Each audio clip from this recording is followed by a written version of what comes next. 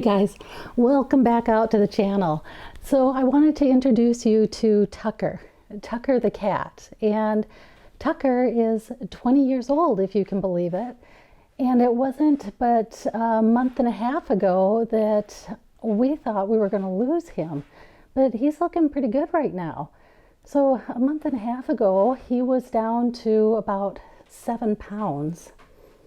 You can't really tell that in this picture, but yeah, he was down to 7 pounds. He wasn't eating.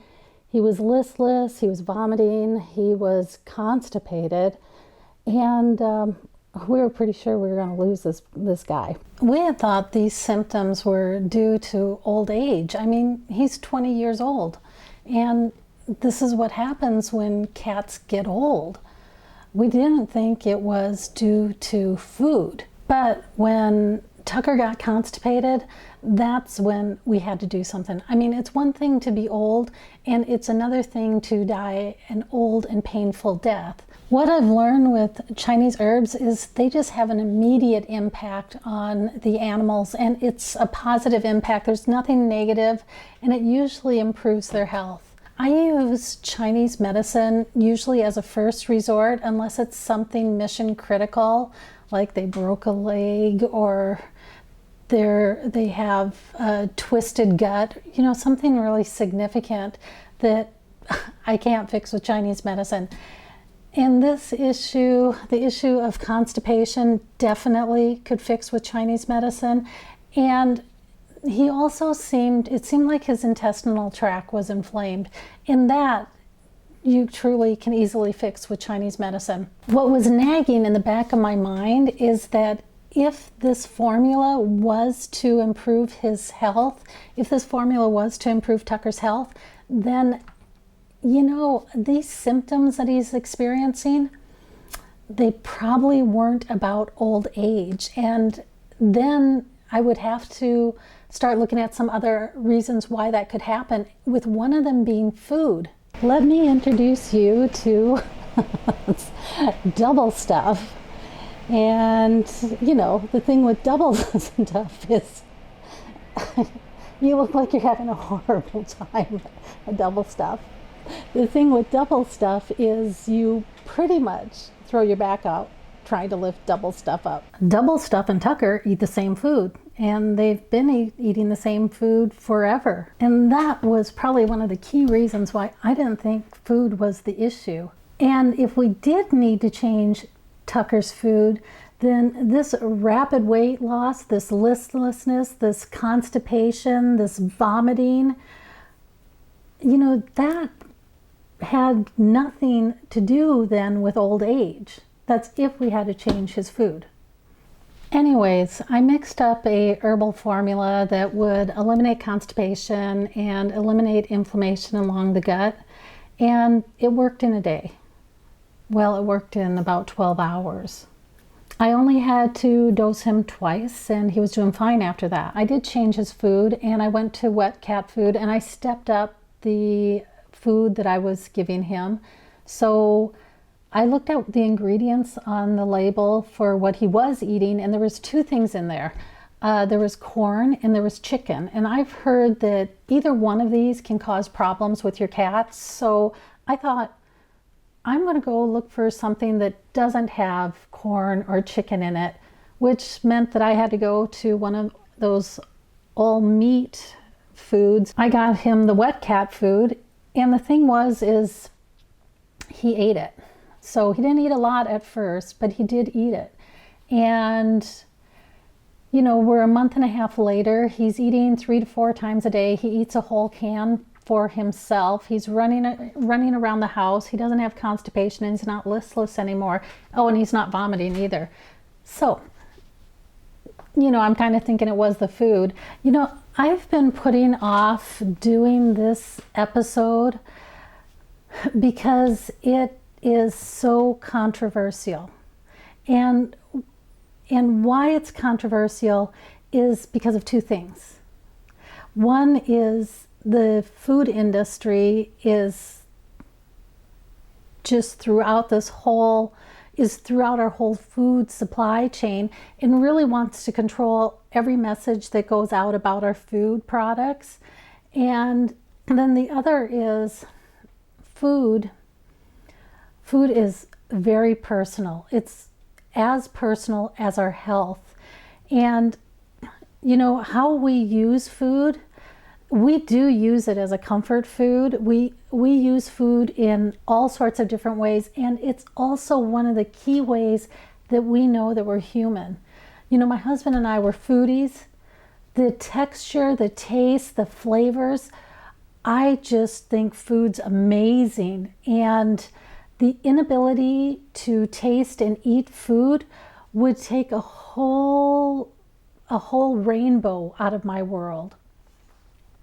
So this episode is on food, and why I finally decided to do it is that if you look in Chinese medicine, one of the biggest reasons that you can get any disease is because of your food choices and what you eat. So food's a really big player in Chinese medicine, and there's a whole branch in Chinese medicine on how to choose and use foods to improve or maintain your health or eliminate certain diseases in your body. So because it was so important in Chinese medicine, I kind of felt like I had to do this episode. But this next part is up to you. You know, I felt that I had to talk about food sensitivities and food intolerances, but I've been playing with adding in 2 additional episodes. One on some of the key changes in our food supply chain that I was completely unaware of. And if you go back to my videos on my 30-day my 30-day juicing challenge, that kind of goes over my own issue with food sensitivities and how sideways that went for me.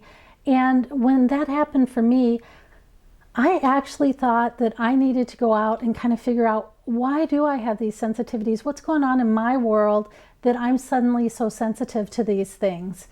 And it's taken a ton of research. You know, I reached out to some of the different areas of industry to ask them questions on that, on some of the things that I was running into, and to get better clarification. And let me tell you, it was like crickets out there. Or they clearly stated that they would not talk to me unless everything that was presented in a positive light. So they would only talk to me if I would forget all of science. Okay, so you know, it's up to you. Give this video a like if you want me to go on with. I was thinking of doing 2 more episodes. One on some of the things that's happening in our food supply chain that you might not know, because I certainly didn't know. And I grew up in rural Minnesota. I grew up next to our food supply chain. I thought I was pretty savvy. Apparently not. But the second one is, you know, 5 foods that you might not know of or you might not have ever heard of that you can easily get today that will improve your digestive health. If you want me to continue on with those 2 episodes, give it a like, and not a problem. I'll go through and do that next part. Okay, so the goal was to introduce you to the possibility of food sensitivities and food intolerances. It seems that as we progress along life, this whole concept of sensitivities and intolerances, where it's not a histamine reaction, it's not an allergic reaction, but you're having a difficult time digesting foods, is becoming more and more widely accepted. And there's some tests out there that you can use to help identify what's going on for you. So what do they mean by food sensitivity and food intolerance? Most of the definitions marry the 2 together because they're basically kind of the same concept, but the idea is that you need all these nutrients in order to make a enzyme, and it has to go through all these metabolic changes as it becomes enzymes to break down things in your body like food. And if you're missing one of the ingredients, you don't get the enzyme. And if you don't get the enzyme, then you don't break down the food. And if you don't break down the food, it sits in your intestines and ferments. And if it sits in your intestines and ferments, it causes inflammation, gas, bloating, and it can be severe inflammation, gas, and bloating. So that's the general idea of what food sensitivity and food intolerances are. Today, you're starting to see the acceptance of these two concepts is growing, and I imagine it'll grow even more over time. There's a number of different tests that you can do to identify your food sensitivities or food intolerances, and one is the IgG test. Now, I think that because that was the first test out there, that's gotten a lot of bad press, and then it's also really limited on what it can address or what it can identify. So it's expensive, it's limited on what it can address, and so that got a bad rap. And I'm kind of confused on why that got such a bad rap when the IgE tests for allergies are just as inconclusive as the IgG test. So IgE, as an Edward, is for your allergies, and IgG is what you use for food sensitivities.